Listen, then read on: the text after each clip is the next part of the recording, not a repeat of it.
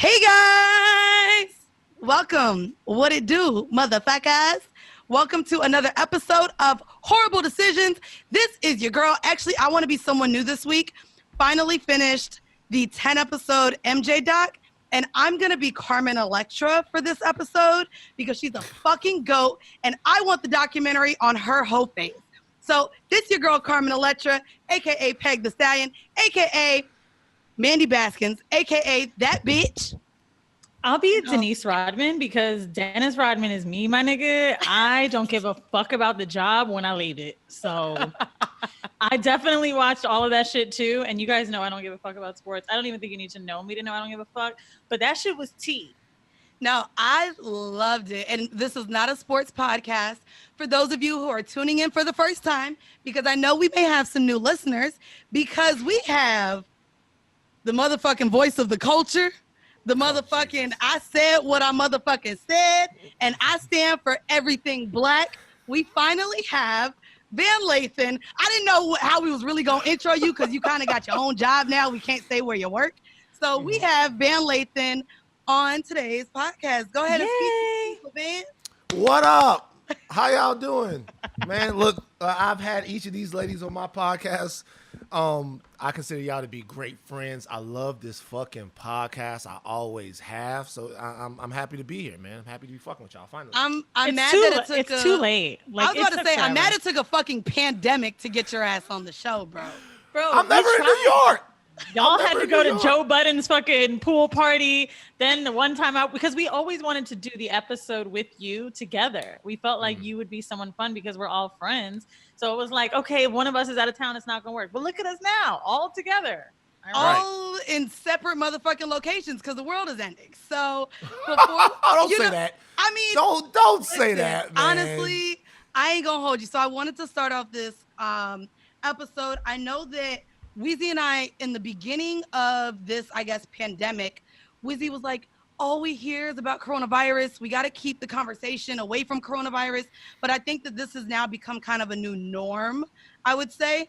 And we're all in different locations. So I just kind of even wanted to talk to you, Van, and see how it has kind of affected you, not only for the worst, because it's kind of affected us all a little negatively. I wanted to kind of know in a positive way what you've taken from what's been going on. It's difficult. Like in a positive way, I guess I have learned again about my own resilience because unlike a lot of other people who were able to deal with this, I had a complete fucking nervous breakdown, like 1,000%.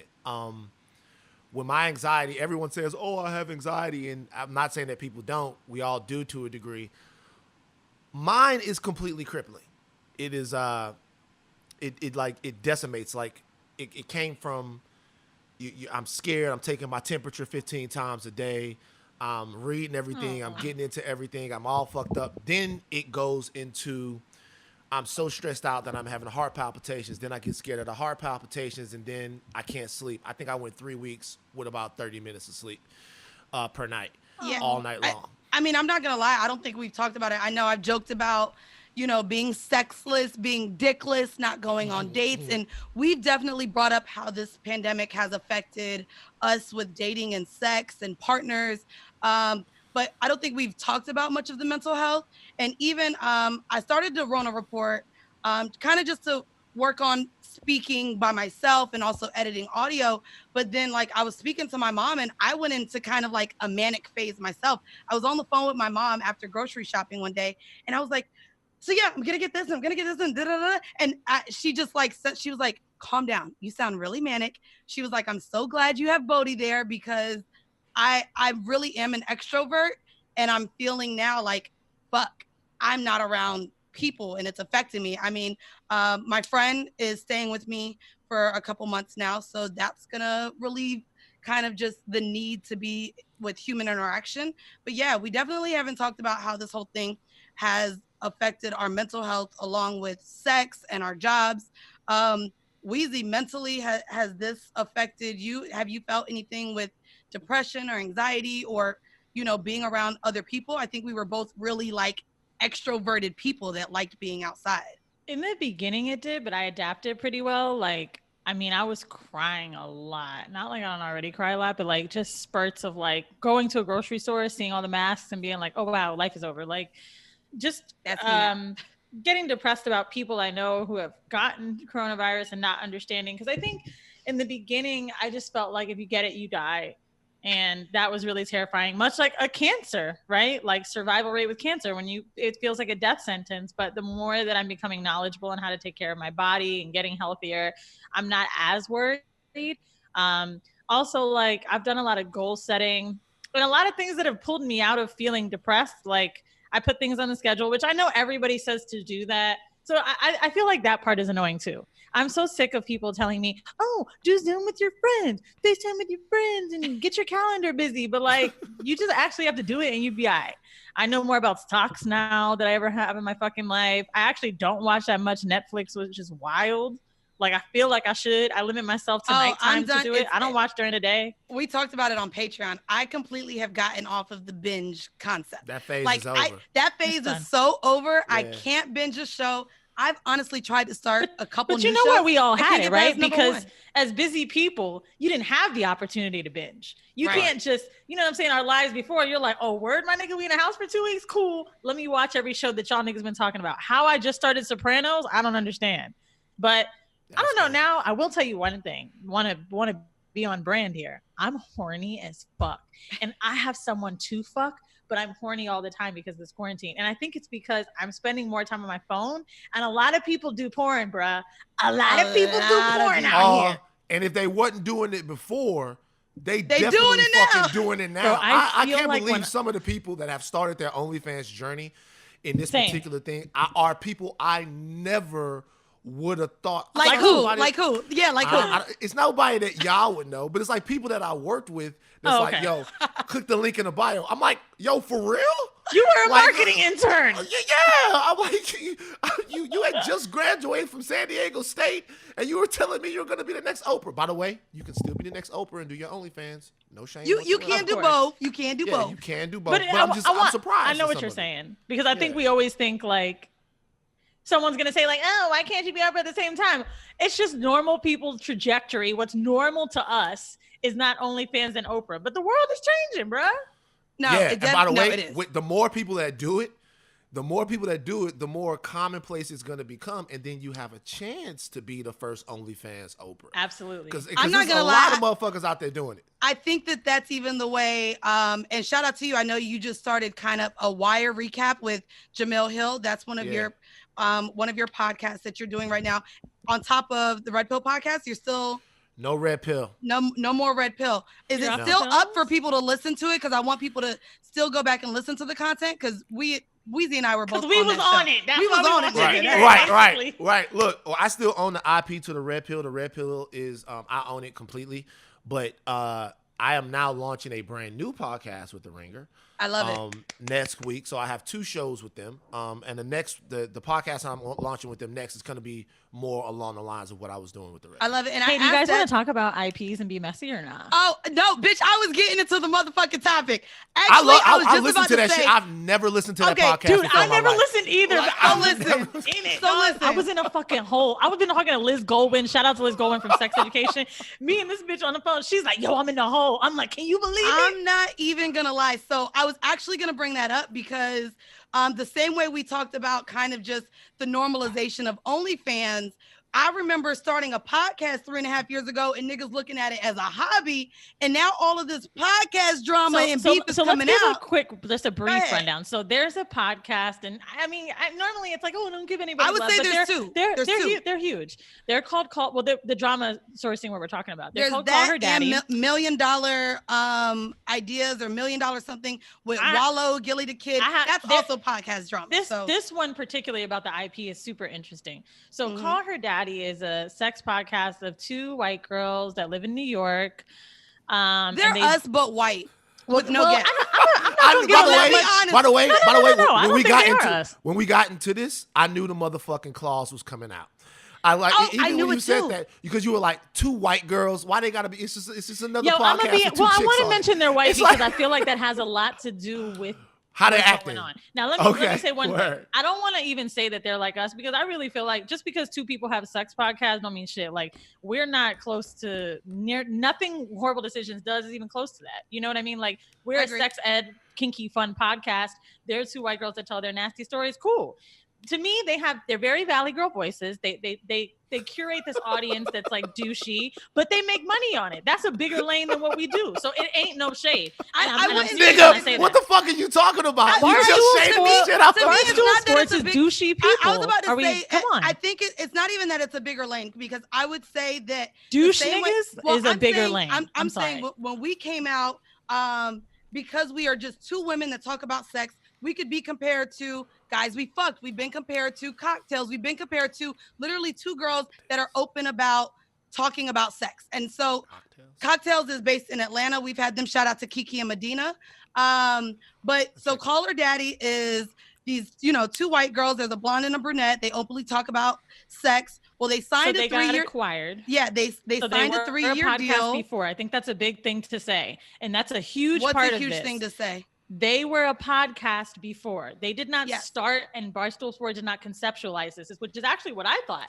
I thought very Barstool early Sports, though. It was very early, but they very still early. Barstool was on them. Though. Very early. They were still a podcast before, right? So it's not like Barstool reached out. And the reason that's important is because I'm early on with a new podcast too, and people are like, "Hey, sign this contract and do ads with us." People don't give a fuck.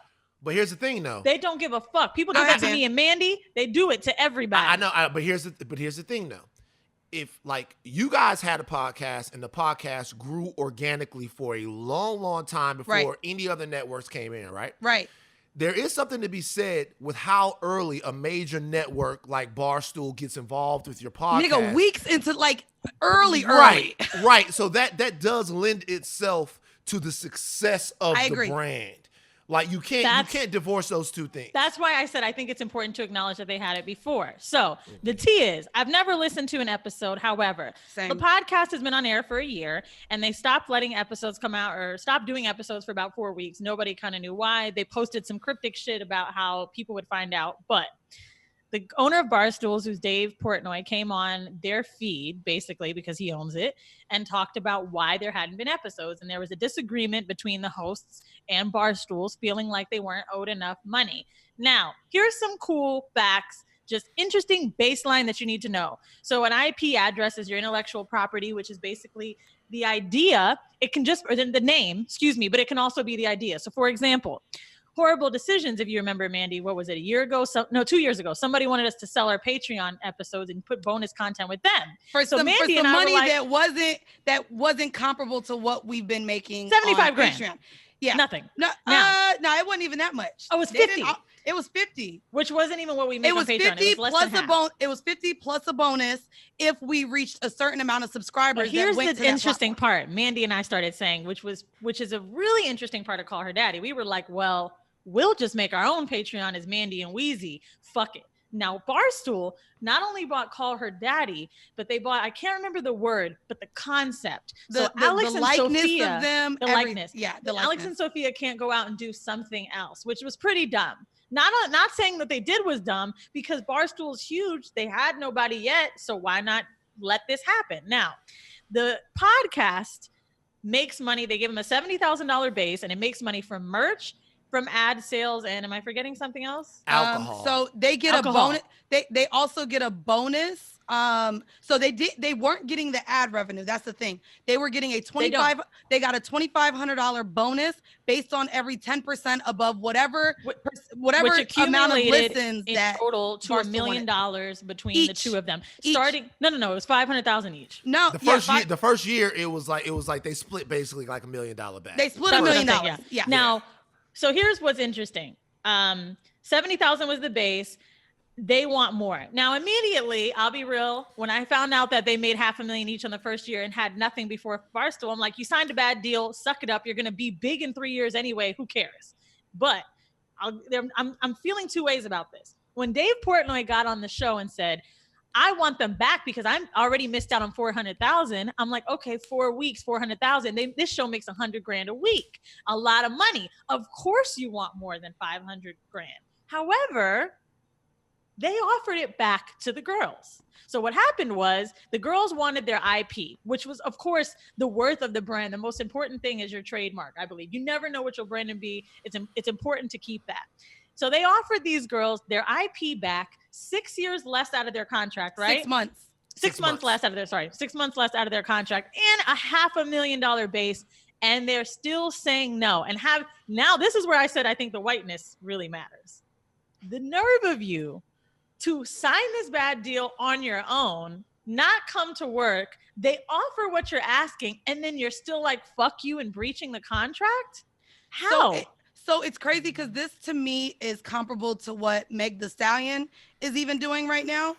She got a better management with Roc Nation, and now they're like, you're in a bad deal with Carl and everybody on that side, so we want to get you out of this deal. The thing is, and I think it's been important for what Weezy and I have done, we've seen our growth over year 1, year 2, and year 3 to where we know like we don't want to sign any multi-year deals, seeing what people are offering if it's not what we think we can do by ourselves.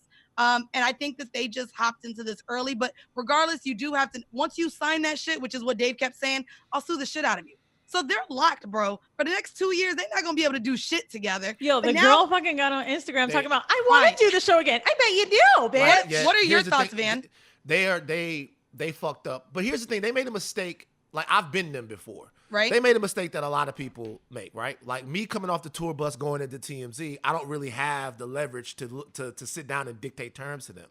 By the time my last contract at TMZ was coming up, I was saying, okay, I'll leave and go do something else unless you give me that. But while I was there, I was completely and totally exclusive to them. Okay. Anything that wasn't carved out, they could tell me straight up, you can't do it. TMZ could take my face, put it on a billboard, take my face, and my face has been on billboards. My face has been on flyers. My face has been on commercials. My face has been in a fucking casino, a slot machine, all of that stuff, basically whenever they wanted to. They for that time, they owned my talent for the time that I was there. With them, what happened was they go and they negotiate back and forth with Barstool about the IP. They knew they wanted it. They always knew they wanted their IP.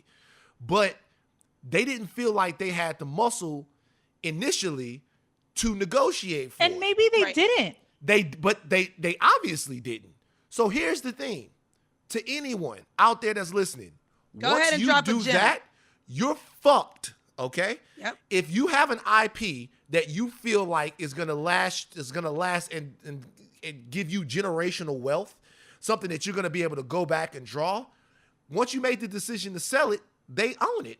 Now, you can use the great success of your show to come back and re-leverage as much as you can, but they never, ever, ever have to fucking play ball with you once you do that. Right. So selling the IP, making the decision to sell your IP is a monumental undertaking. I really like what you're saying because I recently sold a pilot, right? Something I wrote, sold it to a production company that is trying to get it pitched, right? And I want to talk about the difference between what I sold an IP, because someone wrote me and was like, well, didn't you just sell something and say you can't touch it? Well, here's the difference. That series, right, has stipulations if it gets picked up. I have writer's credit. I can be in the cast. I'm an executive producer on it. I'm a part of the show. That was something that I wanted. Now, and if you're they start protected by making, the guild. Huh? You're protected by the union in the case of something like exactly. that you sell. Now, if they start making merch and something like that, like, sure, I understand that I sold that. However, I did say, let's just say a base number of $100. If I get $100 for a year, you have to sell this. Now, if you do sell it, that $100 is $10,000, something like that, right? You're allowed to do those too. But that series I sold is just one piece. It's not an IP. Now, selling Horrible Decisions, let's say, as a TV show, and I had to sell that name, that's an IP, which was why I love what Jesus and Mero have done, because Bodega Boys, when I look at them, that's what I say, because that is that initial fan base. But Jesus and Mero, the name, they were able to just take it and make it a show and not have it touch that podcast brand, which was very smart too. I mean, people all the time make bad decisions with their product. Now, I want to just make one more example just to show you how you can get fucked as a podcaster. And it is really important because it happened to me 2 hours ago. For Fact's Sake, got on Newton Noteworthy. It's a podcast I just started with a friend, Eddie, 4 weeks ago. Whenever a podcast is charting, anyone can hit you up, right? It's a B2B service. It's a sales team. They're like, who do we get? Who can we sell ads through? Okay, they're going. Let's get them. They're new. This person has written me and Mandy a total of 4 times over the course of 3 years. I looked up their name in our email, right? Literally wrote us a few months ago. Told me that we have to sign a contract for a year. We get 70, 30 ads. Actually not bad. But if there's an ad that contacts me or an ad that I found on my own, I got to give them 20%. I said, hold up. So what did you think me and Mandy were going to do when you wrote us? I said, you weren't going to have that energy for me and Mandy, though. I know that. So why would you do that for this podcast? I'm the same person. She's like, well, I don't know what I wrote you. I said, oh, you wrote me this same email. So because horrible decisions had some weight, you would have been more lenient. But because we've been around for 4 weeks, you think I would have signed this? And that's the thing about people that hold out. We've watched it with the Joe Budden podcast, the Joe Rogan podcast. When people hold it and you grow your own worth, you can have more leverage. Because I probably won't have leverage for this new podcast. But let me get on that phone with her tomorrow with Mandy on the phone, discuss horrible decisions. Oh, you think she's about to talk to me about how if we find something, it's not ours? Get the fuck out of here. And see, people that's the use thing. you. And that's the thing that really happened with this is when Portnoy was on there, he explained that not even he expected their podcast to be as big as what it was, right? So when the podcast gets to the level that it is, and it's apparently a huge podcast. I'm not gonna lie, I had never heard of it before, but apparently it's a huge podcast, right? You have earned the right to come back and ask for some things that they maybe didn't give you before. But Agreed. the bottom line is, But to not show up and not record, like they gonna tell you go fuck yourself, right? in that situation, if you don't come at it with a business mind, if you bring your emotions to that discussion, you're going to lose because they got your paperwork. The paperwork is going to be the most important part to how successful you're going to be in the long term with your idea. If you give your idea away, somebody else fucking owns it. And so either those girls, those women, those ladies, either they got to figure out a way how to make that shit right with them, or they're not going to get paid off the shit that they built up. I was hurt to see what happened to them because as a woman, I mean, not that I think what they're doing is right, but that was hard to watch. Just to know that they're going to fuck them. They're going to sue the fuck out of these girls. They're not going to hold up in court. I actually, but because I want to get into the vanilla shit. I know that we don't normally talk about the business side of things here, but definitely with so much going on and so many people looking to start podcasts. I recently just did something with DJ Rose Gold. We had a mixer where literally the advice was, if you're going to start this podcast thing, whether it's for a hobby or to monetize it, I think to look at it as $1 million business. Think that you're going to see $1 million in the first year and operate it as such. So get a partnership agreement, figure out your expenses, figure out how you're going to go about delegating responsibilities. I think that that's very important to start off with. And I do want to get into the vanilla shit because we saved this topic just for Van. We wanted to get a male perspective on this. So our vanilla shit for this week, I want to read it. Complex wrote on it. All of you guys have seen this nonsense. If you're on Twitter, if you have any sort of technology at the palm of your fingertips, Boosie, rapper Boosie Badass, faces backlash after claiming he got grown women to give his underage son oral sex. So around the age of 12 and 13, he let it be known in an Instagram live that the same women he was fucking, he made sure went and sucked his son's dick. We've heard him speak a lot on the parenting of Dwayne Wade and how he allows Zaire Wade? Zaire. It starts with a Z, but how Dwayne Wade allows his son to, kind of be gender fluid and how he wants to be represented. Boosie came on and pretty much was like, well, my son's gonna be straight, so I have grown women sucking their dick. So I wanted to talk to you about this because my problem actually with this is when I went on Twitter and started reading the comments, a lot of men were like, I wish this happened to me. And I think the conversation is more so where men don't view this as sexual assault, and it really is. And so, Van, as a man, and you've been, we're going to talk a lot about sex and kind of with you through weight, porn addiction. We're going to get into all of that. But I want to know, as a Black man specifically, what are your thoughts with one of, I guess, our culture leaders talking about this? And yeah, just share your thoughts on what's going on. So full disclosure, I've known Boosie for a long, long time. We went to high school together. Okay. And so Baton Rouge. yeah, Baton Rouge, McKinley High. Like his big brother Takori was a I'd say a friend of mine throughout middle school, high school, and then on into college. And then Boosie came in. We hooped together, played basketball together. I've watched his career the whole time. Been knowing Boosie. So here's the thing about this. I think that there are two things at play. Number one, there's a level that the toxic masculinity goes to where it's inherently abusive, right? Not just in this case, but in all other cases. The way men treat each other, the expectations we have of each other, we subconsciously abuse each other all the time by putting these sort of rules in place. Another thing that really bothers me about what Boosie said was this.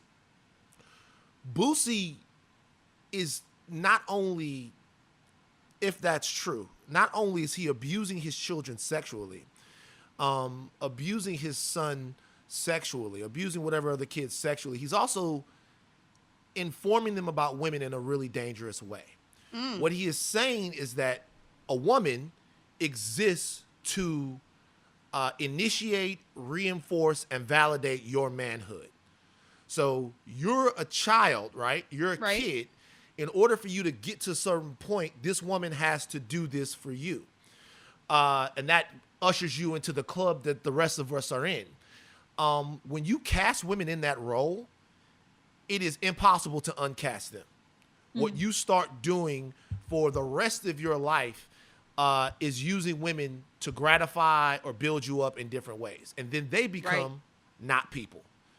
They become not people that exist with their own dreams, their own hopes, their own fears, their own insecurities. They become objects to reinforce whatever it is that you believe or want to believe about yourself. I love woke Van so much. I just feel like he is just, you are like the better Dr. Umar. No, but Van, even what you're saying, it's interesting because clearly this isn't what's put on to, young girls. Clearly we're told to keep our cookie to ourselves. There's all these names used.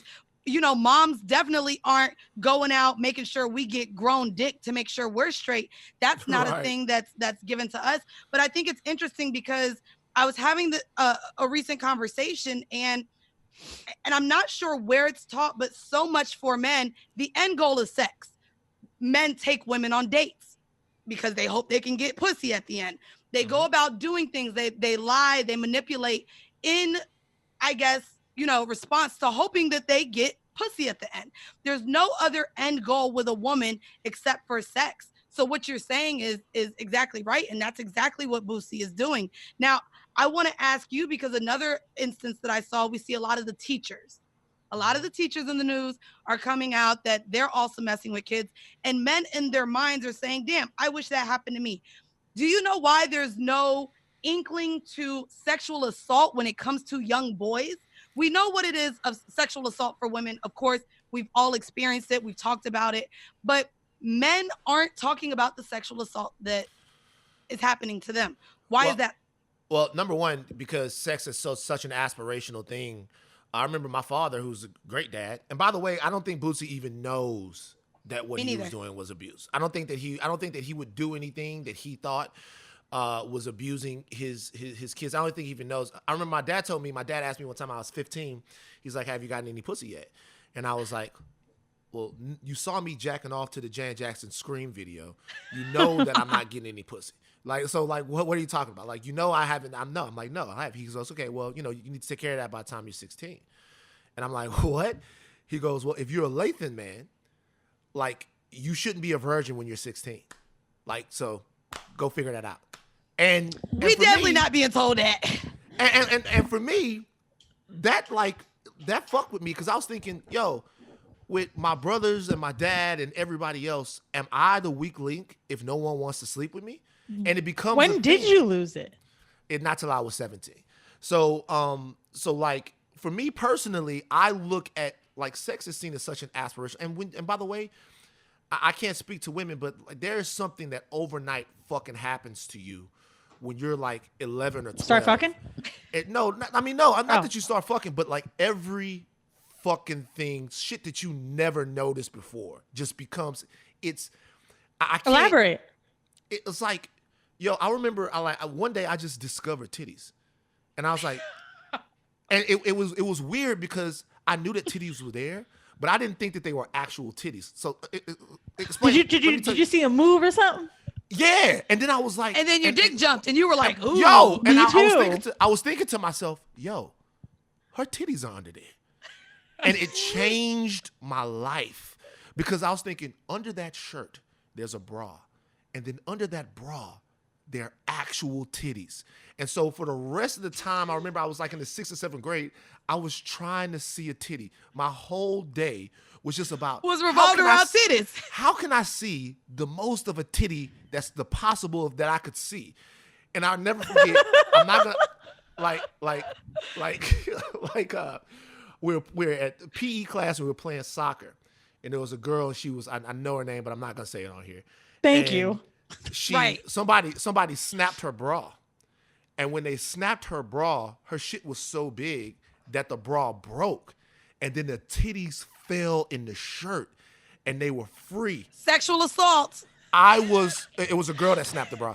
I was still assault. Oh, well, girls commit sexual assault too. I was fucking done.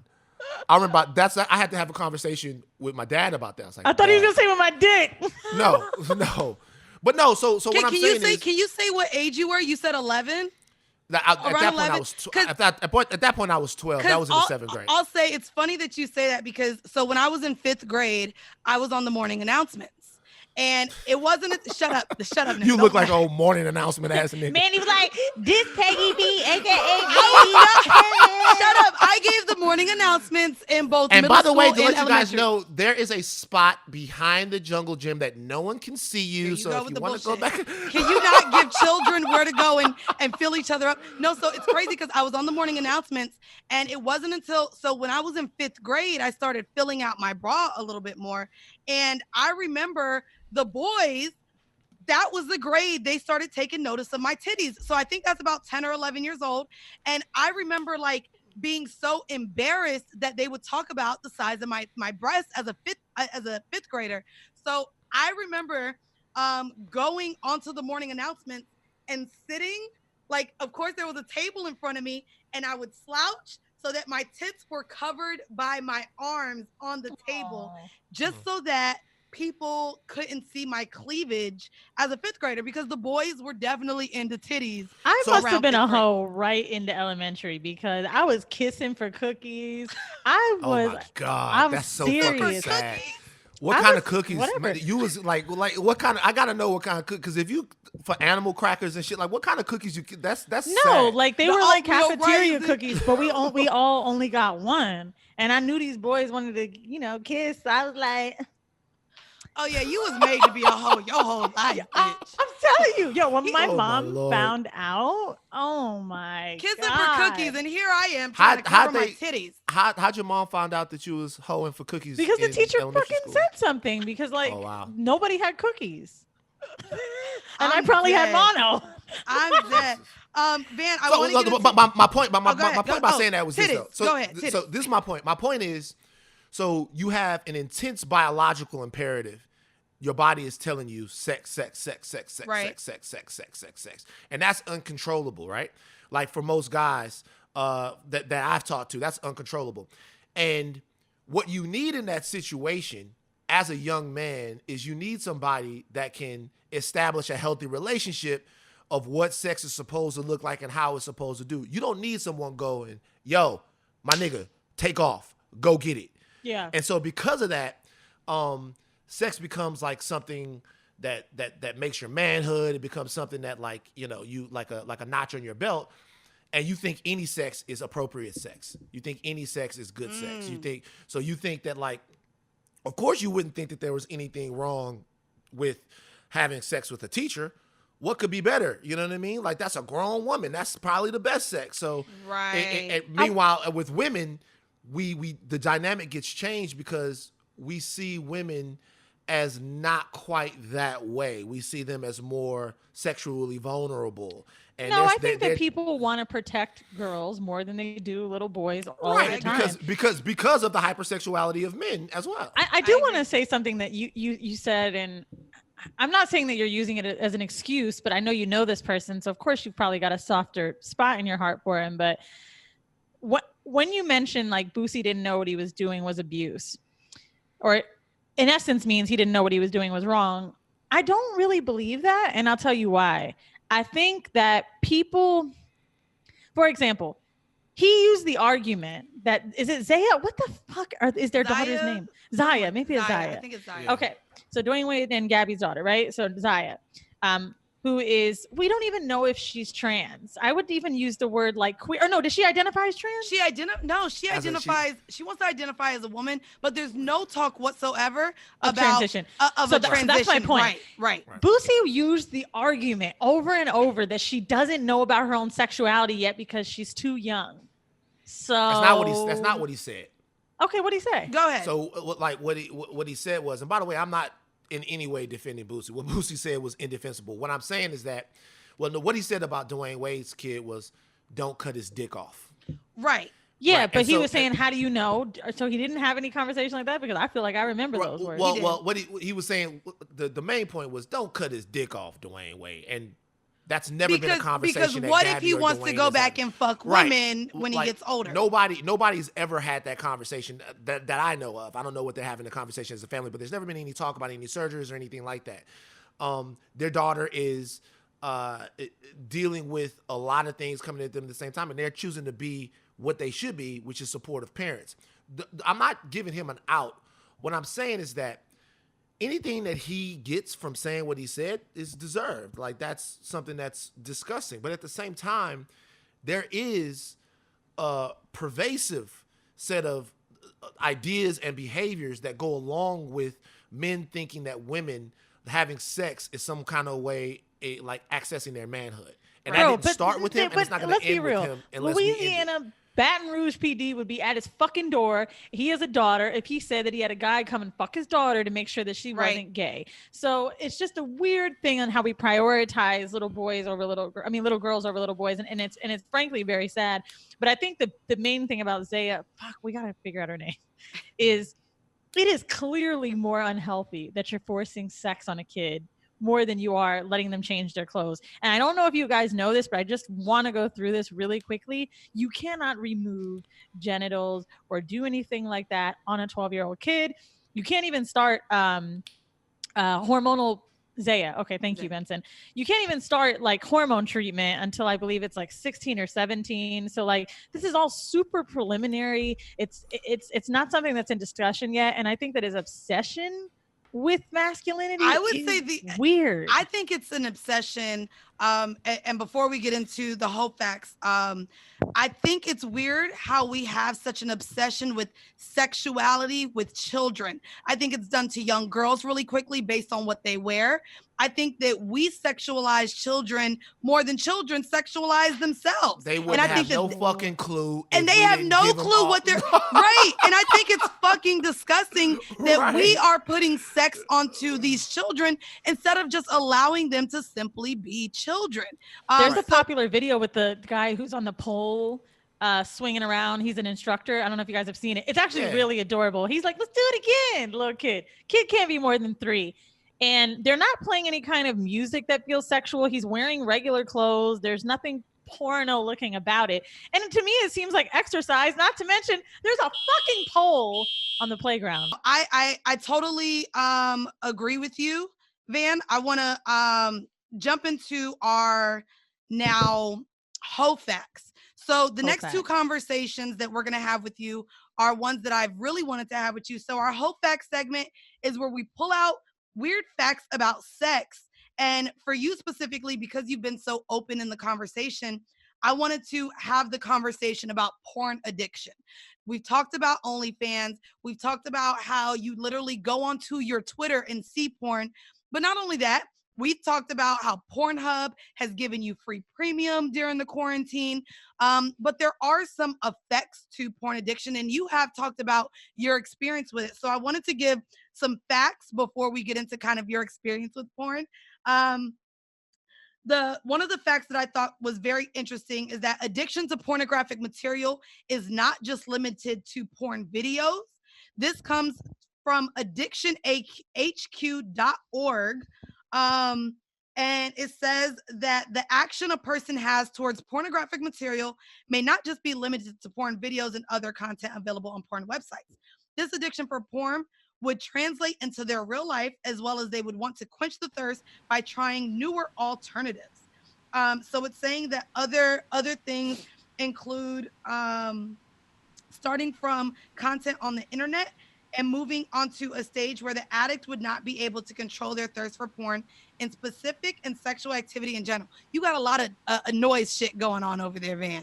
That's not me. That's not you. Who is that? Y'all heard that? Bitch, if it's you, Bitch, it ain't me. I ain't got nothing going on. That wasn't me. Anyways, Benson, goddammit. No. Anyways, so I wanted to talk to you, if you can, how you think porn is healthy, but also how you think it is unhealthy, and which part of that you think you experience. Because I'll be honest with you, before you get into your story, because I know you have like an in-depth relationship with porn without actually doing porn. I actually talk about how I used it to go to sleep.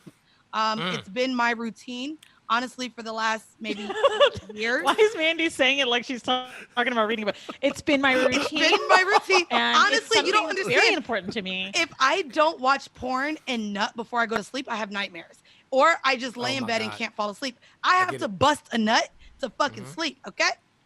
So that doesn't mean you need porn. You gotta wean yourself off, my nigga. Because with me with masturbating, I can only masturbate visually.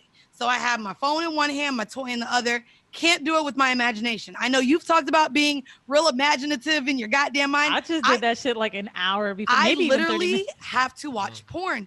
And so with the pandemic, nigga being at home all day, nigga damn near rubbing my clit off. My clit is almost non-existent. So I've now gotten to the point where it's almost like it's doing nothing for me. So wait, Van, the last time we caught up, you were telling me how like, or I don't know if you were telling me or we were talking about it, how you cut off porn. Yeah, I want to. Yeah. What you been up to though, nigga? Can you share that with us? Kind of your unhealthy relationship with it and why you felt the need to cut it off. Yo, so like it got weird. So you said it got weird. It got weird. Well, yo, here's the thing. Like when I represent like 2 or 3 different generations of porn, right? So I'm like, so it's fucking old ass. I'm being for real. It's a true You're fact. like, I've watched 3 decades of porn. I had a DVD and a magazine. I got that, but see, all the shit y'all saying is all accurate. It's true. Because here's the thing. I come home, I want to watch WrestleMania, right? I want to watch WrestleMania. I go in my dad's room. The fucking VCR in the living room don't work. I try to, put the WrestleMania tape in. It won't take. There's already a tape in the VCR. When I play tape in the VCR, they fucking. Jimmy Z and Ebony A's, they fucking. And I'm like, oh, shit. Now remember. Jimmy Z sounds like Jimmy something Z, from the 90s. Jimmy Z. Now remember this. This is during that same time. I'm 12. So think about going from obsessing with titties in the shirt to seeing 2 people fuck. And with whole titties out. With whole titties out. A lot of people can deal with that. The obsession started growing then. Okay? So like for me, I think that I went through times in my life to where I did whatever was the safest for me. Okay. And so food was safe. Like it was something that like I would always be able to come back to, and you knew it was gonna deliver.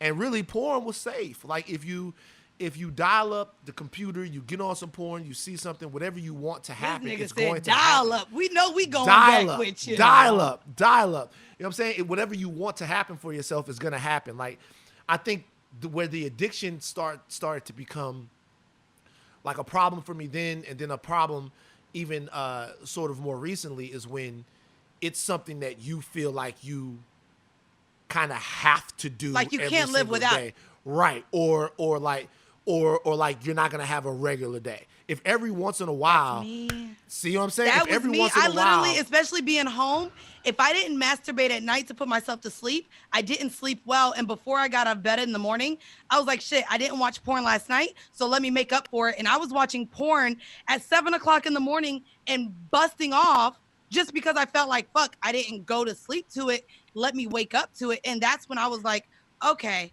this ain't right. I don't really think, I don't know. I don't feel like porn is bad as long as you're not like taking it into real life. And like, for example, like if you are into super hardcore sex and then you start slapping motherfuckers that you fucking, like, I think that's when it becomes bad. But bitch, as why long do as you think I'm pegged the stallion?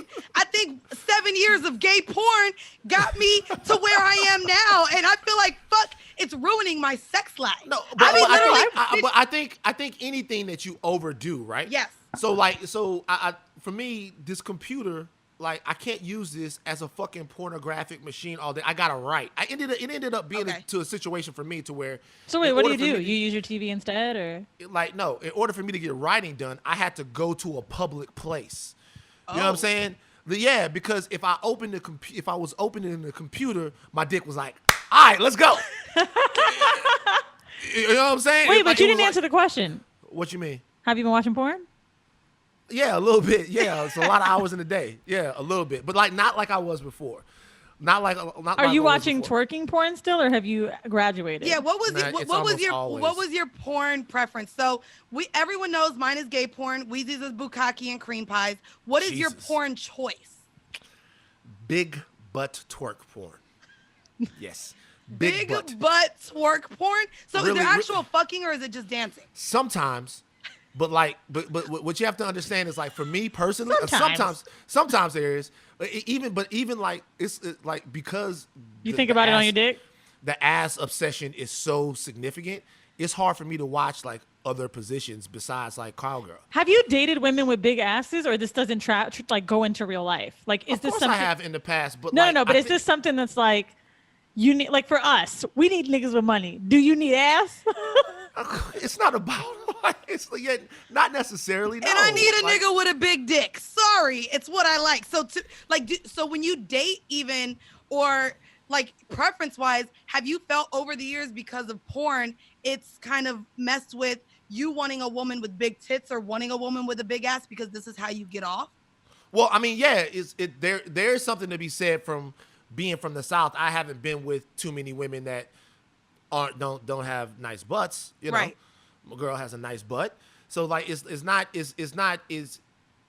when you come from the South, the women that I would see. Look at this nigga. That's true.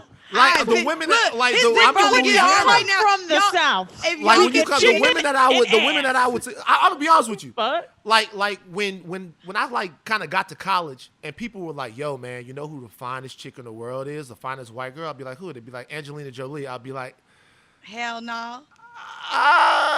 beautiful, but Scarlett hips- Johansson got it. Like, nah, I That- don't even go. that- but that you know I can what? deal No, with. and to You know me, what I'm saying? I like my little thick girls, but even with men, All right, pick a Brad white girl, Pitt- Mandy. You have to. That's a game. I gotta pick a white girl.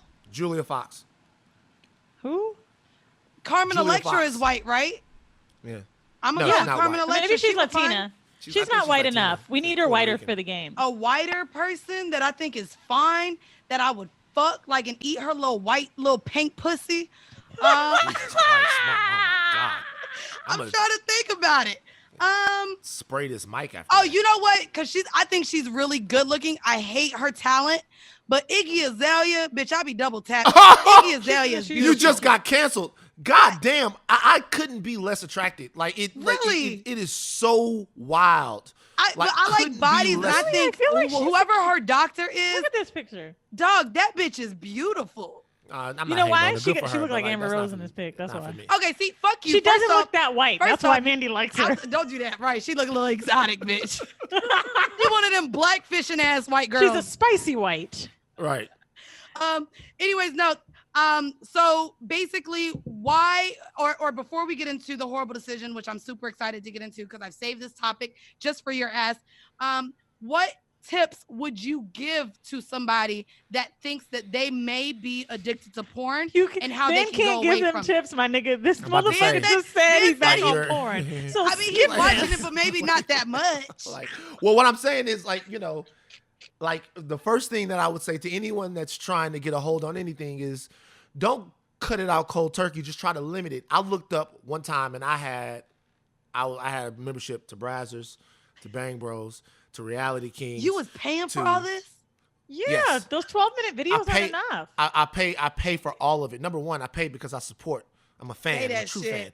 Number two, I pay because I want everything in the best quality when I want it. So I don't want to watch. Oh, you ads a and shit HD like 4K nigga, 720p. HD 4K, 1080p. and I like to download it so I can get to the best parts. I don't have to if my stream is fucked up. Downloading it? Your Yeah. old ass. Ain't no, I'm not. old Yeah, like what I'm motherfucker. saying. So what I'm Do you saying have a is porn that folder? yeah, yes. I mean, obviously. Okay, it so no advice categorized? from Ben, guys. Sorry. Well, no. What I'm saying is this though. What I'm saying is seriously though. Once it starts to kind of rear its ugly head in your relationship or in your life, you really have to kind of establish limits and then just go down from there. You don't need 20 OnlyFans. Like 7 will Do you guys know how I knew Van was into twerking porn? Not from he said it on his podcast. That's how I found out. But this is how I really found out, because I too am nasty, and they pop up on my Explore page. And the only person that would follow these pages, it would have one mutual, and it was Van fucking Lathan, nigga. And I was like, yo, That is funny. It's other niggas. I'm not Y'all gonna call them have out. y'all They're have guys. porn category comments. They're guys that every time I used to follow one of those, because I don't really follow them anymore, but every time I would follow one of those, I would see their name down there too, and I would be like, my nigga. And some of them are big stars, and they know who I'm talking about. But You know, this is why I know me and my gay homeboys. They say that I am a gay man trapped in a woman body, because we be liking all the same niggas pictures, and I be like, nigga, we got the same type, and I be following all these men, and we be arguing about whose team these niggas is really on, and I'm like, listen. They be like, sorry, he plays for me, sis. Let me tell you, me and Vinny, some of you guys have met Vinny at our live show. He's one of my best friends. He's been on the show, and he works with Mandy and I on a tour. Me and Vinny legit have played this game when we've seen men that are super attractive, right? I'll be like, bro, is he gay or not? He's like, gay or European, because the nigga dressed well. So we got to find out, right? So this is no bullshit how this shit happened one time. I think we were on a cruise together, and I see this guy. He's dressed cute as fuck. I'm like, fuck, is he gay or not? So I go up to the guy, right? Vinny's watching. I go up. I'm like, excuse me, do you know the time? The guy looks at his phone. He's like, it's like 5:45. I was like, yes! He's bored. It's mine! I'm weak. Well, guys, we're finally getting to this week's horrible decision. And this is a conversation that Van and I had on his podcast. I think that it's very important to have, because we've had so much body positivity, fat shaming, how weight affects your sex conversations. Yet we've never talked to a man and how weight affects him in dating and in the bedroom. And if you guys aren't familiar with Van's journey, Van, like myself, has gone through a drastic weight loss journey where he decided to get healthier, and he's come forward with talking about how his weight affected him in dating and in sex. But also, we've been talked about as far as shaming chubbier men or thick men. And I know you hate the term thick. So I wanted to start off this conversation with asking you, Van, if we can go back to before you lost your weight and started bagging all the bitches, if we can talk about maybe some of your insecurities or how you felt weight affected you, not only in the bedroom, but with dating. Can you go back and talk to the women and also the bigger men who may be sharing the same experience, what that was like for you? Well, for me, it was always plenty of guys that were a little bit bigger from Baton Rouge that did their thing. But for me, I was just too insecure. I am one of those people that, like, when I was at my biggest, I think I was 370 pounds. Like, whoa! And how tall are you? I'm 6'4". 6'4", okay. So I would walk into a room, no matter what, and be like, everybody's looking at me. Everybody's looking at the fat nigga in the room. Everyone is looking at me. Everyone is staring at me. I can't eat. I can't do any of this. I can't do anything because if I get piece of chicken and look at that fat ass nigga eating that piece of chicken. If I go right. like look at if it's hot outside, look at that sweaty ass fat ass nigga. Like I just thought that all the time. So what really it was really interesting in the way that it affected me, because I didn't have any sort of confidence in my looks. I had to rely on my personality. So I would take it slow. What does that mean? You would take what slow? Meaning, for a time in my life, the only girls I ever dated or messed with were girls that I was in classes with or that I worked with. Because you didn't get on like chat lines and stuff? Man, they wasn't up when he was growing up anyways. Remember, he wasn't telling us how you were watching. He 3 decades, girl. We was catching niggas on MySpace and chat lines when we was growing up. That wasn't that. And sometimes, you know what that meant? Sometimes that meant you had to wait a nigga out. That means that like you start talking to a girl and like you getting the whole thing, and then I never forget this. Tell this story in my book. I was seeing a girl that worked at Best Buy with me. Okay. And I was making good progress. You know, it was to the point to where I was impressing her with my fucking knowledge and all the movies I had seen and all that shit. It was starting to happen. She was coming over to the house and staying over and all of that stuff. Okay. And then I never forget, like, a new nigga started at Best Buy. Not a new nigga. Landon was his name. And as soon as he walked through the door for his interview, I looked at him and I went, that's a fucking problem. As soon as he started for his interview, I was like, what did Landon look like? Landon was like, or was it his energy? Great guy. He ended up being one of the best dudes. Shout out Landon. He was swole as shit. He ended up pledging Kappa. He had the 3 little cuts. Oh, I love the nigga with the slits in his eyebrows. Me too. Oh my God. That was what B2K and all the little boy bands used to do that shit back in the day. You know, and he was cool, man. You talked to Landon. Landon was cool. Like, it was cool. So he came in, he came for the interview, and then I saw him, he got the job. And I swear to God, it wasn't a week later that I'm taking the trash out, and when I pass to the back, they're talking. She disappeared for a month. Oh, no. And she disappeared for a month. But, because Landon was in his bag, you know what I'm saying? He was out here doing his thing. Eventually, I knew that would fall off. It did fall off, and what bed did she fall onto? 360 pounds of love and affection and understanding. So that is kind of what I felt like I had to do. I never, ever, ever, ever thought that I was attractive enough to just go up to a girl and try to see what was popping. And it didn't change until something very specific happened. As I was losing weight, like when I first got out to LA, I started like a Yahoo Personals profile. And I had my old fat picture up there, right? And I would come back to it every day, and it was very, very depressing because there would be no hits on it, no clicks, no nothing. Like, nobody was really fucking no with clicks. It. Like, no one was, like, giving me little hard eyes. We know how the folks are in L.A. Everything is vegan and Runyon Canyon and all that healthy shit out there. Right. And so I started losing weight. Like, January of that year, I started losing weight. So I think it was maybe, like, July, I came back and I was like, let me change the picture. And because to update my shit. And I changed the picture, and it was this like nice little picture of me smiling with like a fake Academy Award. And I put that shit up there. And then I'm not trying to say that I'm like Trey Songz and nothing like that, but my shit got popping. And that to me was the thing that said, yo, you straight now. And then it changed the way I kind of viewed things. But what I never lost was the fact that, like, I just would talk to women. What website was that you said you're on? It was Yahoo Personals. It turned into something else. I remember.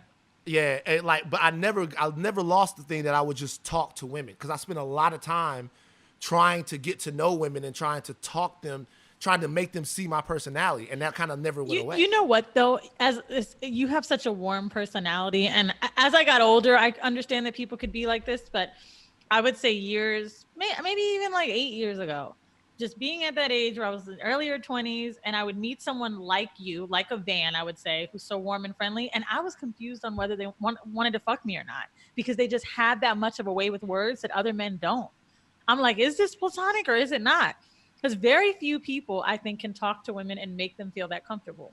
Like, I mean, that was the only bullet you had in the gun, right? Yeah. And it was crazy because I would be around my niggas, right? My homeboys at that point were all, they even still are today, all great looking, thin, outgoing guys. All of them were.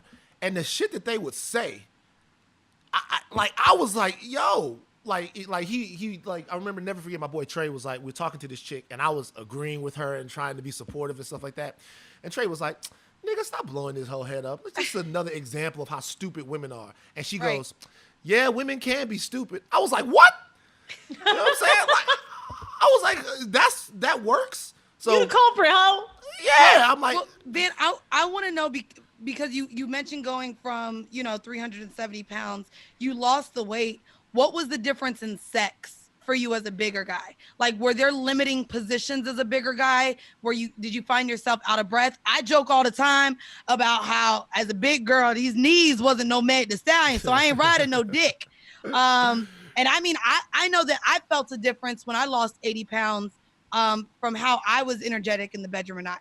How does that affect a man in the bedroom? It was way better. Number one, like, I used to be self-conscious about sweating all, because I used to sweat on you. Oh, I can't stand a sweating ass nigga. I used to sweat on you. The sweat would be just dripping down. That shit is gross. I remember actually on anybody's end seeing one girl and she was like doing like this. Like, I was like, the sweat was dripping down. And so I had all kinds of, but more than anything that you express in yourself physically, it's going to be better, especially sex, when you're there to make some secrets. It's going to be better the more free and confident you are. You know what I'm saying? The more you feel like, yo, like, hold on, pause. Knowing that she wants to fuck you that bad is going to help your performance. Right. Like, being halfway about it, like, is she doing this just because she loves me? Is she doing this just because it's time? But knowing that she actually wants to fuck badly because she's super attracted to you, that lowers your inhibitions. Now you're not playing a mind game with yourself. You're not wondering how you look. You're not trying to, like, keep the lights down or none of that shit like that. You into it. You felt like when you were bigger, women genuinely did not want to have sex with you because you were big? I never felt that way. And see, I feel like it's so funny because I actually talk about the opposite. I know as a bigger woman, as a BBW, when they kicked me out of the BBW club. But when I was bigger, when I was 230 pounds, I felt that men fetishized my size and loved the size I was, because when I started losing weight, men were mad. Did you have any women that treated you that way to where they actually liked you as a bigger guy? Look, they probably did, to be honest with you. Like, a lot of people are going to be listening to this and they're going to be like, yo, Van was always kind of, but I didn't feel that way about myself. Right. And see, I think that's the thing. Like, if you're still in a position where you're desirable, right?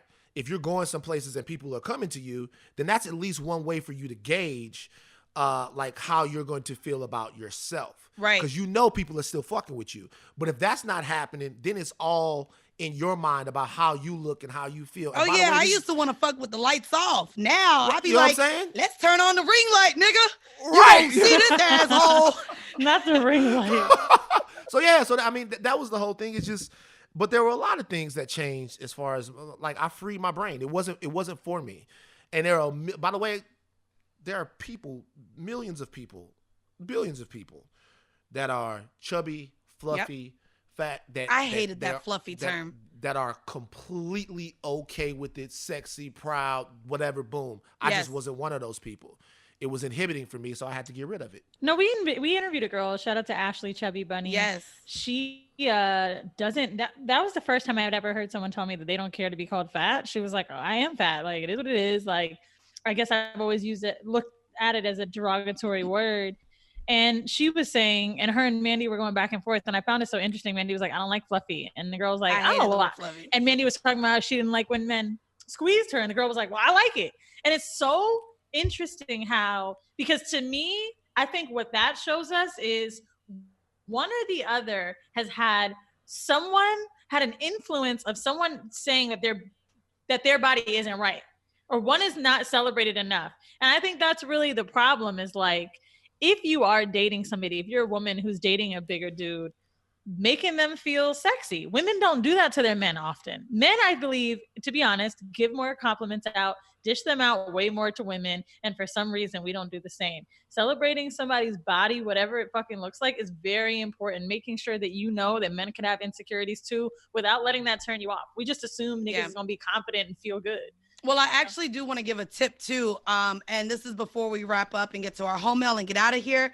I want to leave a tip, Van. I would like you to leave a tip too. But even off of what Weezy just said, as far as women leaning in and giving compliments to their men, one of the things that make my men, my lovers, my partners blush, and it's something that I do with, especially the ones that I just find fucking makes me even hotter. Like, is when we're done having sex or we're just chilling in the house and we're in bed, we're naked. When they stand up, I make them walk back and forth at the end of the bed and tell them how fucking good they look naked. And I just love, I be like, before you go to the bathroom, can you just walk back and forth for me? And it makes them blush. And I be like, God damn, you look good naked. And that's something that I love to do when someone's they're literally, there's nothing on, no boxers, no socks. We're laying down, and when they stand up, I'm just like, can you just model for me real quick, walk back and forth? And it's something that gets a giggle, but that's how I like to show the man that I'm with that I think I'm completely attracted to them, and everything about them looks beautiful from their head to their toe. I guess, Van, before we let you go and get to our home mail, do you have a tip for any of the bigger men listening, or women who are dating big men, to make maybe their partners feel more confident in themselves? Well, one thing that I use even now with my girl is affection. Like number one, like I'm very affectionate. Like, affection is a way that you always let someone know that, like, you're physically connected to them. So if you feel like you're not desirable, then you're gonna feel like nobody wants to touch you. And that is the thing that emotionally isolates you. Like, when you feel like no one wants to touch you, who would want to touch me? The moment that you are touched by somebody, you feel like this is a person who is willingly being close to me. When I say affectionate, I don't mean like being draped on over somebody all the time. When she walks by, smack her ass real quick. I like that. You know what I'm saying? Like you pass by, kiss her on the back of the neck. You know what I'm saying? And like with women, if your man's sitting down, play the game, he's bothering you, he's not playing the game, just, if you want to get his attention, roll over, lay your head on his lap real quick. I'm not saying pull his meat out and suck his dick, although that would be amazing. Although I was about to say that's where I'm going next. During a game, I feel like it depends on the game. Like, if you it does. Like, if you try to see, if you're a dick sucker, I think that's my problem. Today, I tried to come in here in this motherfucking kitchen and get some dick. He already know you lean on the lap, you sucking a dick. You not. But see, this nigga knows that, like, he can get the pussy all the time. Like, I'm always sucking dick. So I was trying to suck dick while he was like kind of working. I don't know if he was really working, but he was like, "Baby, I gotta finish this," and I was like, "Really?" Get the fuck out of y'all was tight, and my fucking ego was bruised. And I was like, you know what? It's because I dick suck a lot. I'm a dick sucking bitch in this. But the reality is that's dope. But that man also got to get shit done. So pick your battles. Pick your battles. He got a whole ass job, Weezy. He got a whole ass job. You know, you want this man to be about to. Anyway, let's get to this show the person that you're with. Show them you're attracted to them by touching them. I love that. I love that. So again, before you get out, we don't have home mail today, but we have a hoe confession. This is actually one sent in. We spoke about machine sex recently, and someone wrote in and said, "Hi ladies, big fan of the show. I've recommended it to so many friends. The conversation around normalizing kinks and expressing your needs is so important. I just listened to the most recent episode and I wanted to share my experience with machine sex. My partner and I sometimes do MMF. Now, we talked about this with Miss B Nasty, MMF being male, male, female, but she is referring to male machine female. He bought the machine earlier on in our relationship because he was planning on making a film project with it, or at least that was one of the reasons he gave me. He would also use it for solo play once in a while. He is into pegging, and for a while, we had opposite schedules. So when I wasn't around for that kind of play, he could do this on his own. I wasn't interested in the machine until about a year into our relationship, and I finally thought, why not? When we play, he controls the machine, which is very hot for him. He can make it go faster or slower, and he can watch me get penetrated, and he can also see how excited I get. He loves it. When the machine is going, I can also suck his dick while getting fucked, which is very exciting for me. You can attach any size dildo you want to the machine. It never gets tired, and it's all over. And when it's all over, I get to cuddle with my partner, and the machine doesn't get any of our attention. My experience with machine play has been great. Stay healthy. You ever play with a machine, Van? No, but I used to have a subscription to fuckingmachines.com. You ever have a sleeve? There's fuckingmachines.com. At fuckingmachines.com, kink.com, I had a subscription to fuckingmachines.com. No, I did have. You sick fuck. You are really a porn addict. God, just like never played with machines, but had a subscription to fuckingmachines.com. You know what it is though? You can just add them on. Like once you're on browsers and stuff, it's like, do you want to join Dog Pound for $1? Fuck it. They get you with fucking 5 sites. It's like you join one and they go, hey, just to let you know. That's really what it is. $30 lifetime membership to this other. I'm like, fucking why not? You know what? Hard. At the end of the day, shout out to Crystalia, it doesn't make a fucking dent, okay? It doesn't. You see that it adds $1 a month? What the fuck am I gonna miss $12 for? A bitch, I'll drink that shit in Starbucks in like a second. Facts. My Starbucks bill was $17.96 today. And I'm like, what the fuck? That's 3 OnlyFans, depending on who the girls are. Mm-hmm. Who's one of your favorites before we get out? Yes. Oh, I don't know. I don't remember now. Like it's too many. It's like a lot. Good. All of them. I mean, you said all of them. Oh, you know what? But you know what? Miss B Nasty is great. Yeah, she's amazing. But she's a savant at it though. Like she's like weirdly not just. It's just like she's super entertaining as well. I'm starting to get to the point where I don't know. And this is no shade to Miss B Nasty. I'm so enamored with watching her. I don't masturbate to it anymore. I'm like, what's she gonna do now? It's almost like performance art in a way. It 100% is, and I actually was telling her, I was like, bitch, this is why I don't even make videos. Well, first off, I don't like sending nudes or videos anyways. But I was like, when I see the OnlyFans content that comes across my Twitter timeline, I'm like, if this is what bitches are sending to niggas' phones, I can't compete. I cannot fucking compete. Yo, B Nasty was talking about how she would get her foot, nigga, and suck a dick like this. Okay? And I was like, damn. I'm a regular person now. I thought I had it in me, but I don't.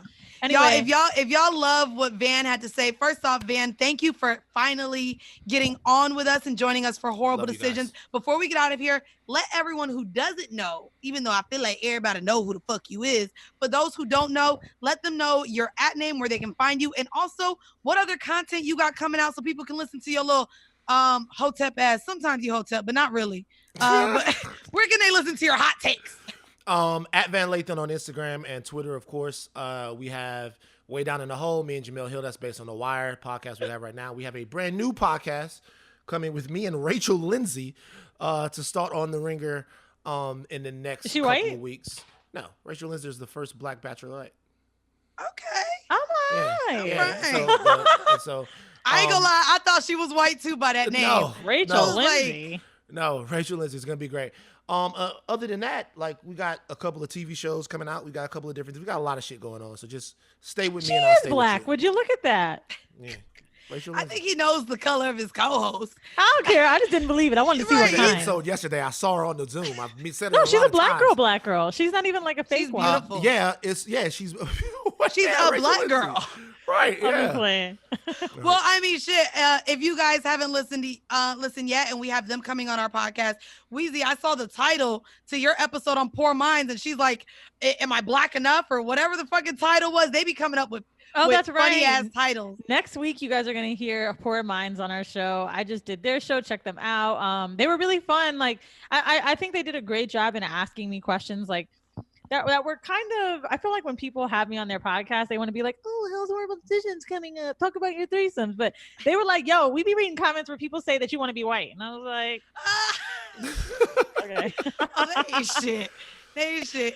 But Anyways, that was guys, good. That was a good question. I do want to before we get off of here, thank you guys for tuning in. Yes, we are on YouTube now, so we haven't done it yet. But I actually want to give a huge shout out to the person in charge of our videos and social, Benson. You guys heard Benson when we were in the studio a little bit, but I don't think we've acknowledged him as someone who's been making sure that we have our videos up on YouTube. So I do want to give a shout out to Benson. I also want to give a huge shout out, as always, to our Patreon community. Without y'all, there would be no us. Honestly, right now, goddamn, y'all keeping us afloat. If you guys are all Y'all caught up paying with, Benson. if y'all are all caught up with Horrible Decisions content, be sure to join us. And we are leaving you a 5-minute clip after this. Also, if you guys missed me, having a conversation again, I told you guys I went on live last Tuesday with Jadena, my fucking future husband. We ended up talking about Mating in Captivity by Esther Perel. And it was just a really, really good conversation. If you guys want to hear a conversation where it's 3 Black men digging into intimacy and desire and communication, it's really good. I know that you guys hear Wheezy and I and a ton of females, but it was really good to just be the one girl in a room of up to 4 Black men. I bet really it talking was about being it. I mean, I ain't gonna lie. really fun for you, Mandy. Yo, shut the fuck up. I ain't gonna lie. I was like, God damn, Jadena, you making me fucking wet. Stop. I was really like, I'm a sapiosexual now. I'm very sexual. Where is this? Sapiosexual now. So it's on Jadena's YouTube. Okay. If you go to his channel, you can tune into us. So it's the Lit Review, and literally every week it's Black men reviewing books. That makes my pussy wet. I don't know about you, but it makes my fucking pussy wet. So check that out. And yeah, do you have anything to let them know about with you before we get out of here? No, I'm a loser. Have a good day, week, you. guys. Anyways, guys, we want to thank y'all for tuning in to yet another episode of Horrible Decisions. Bye.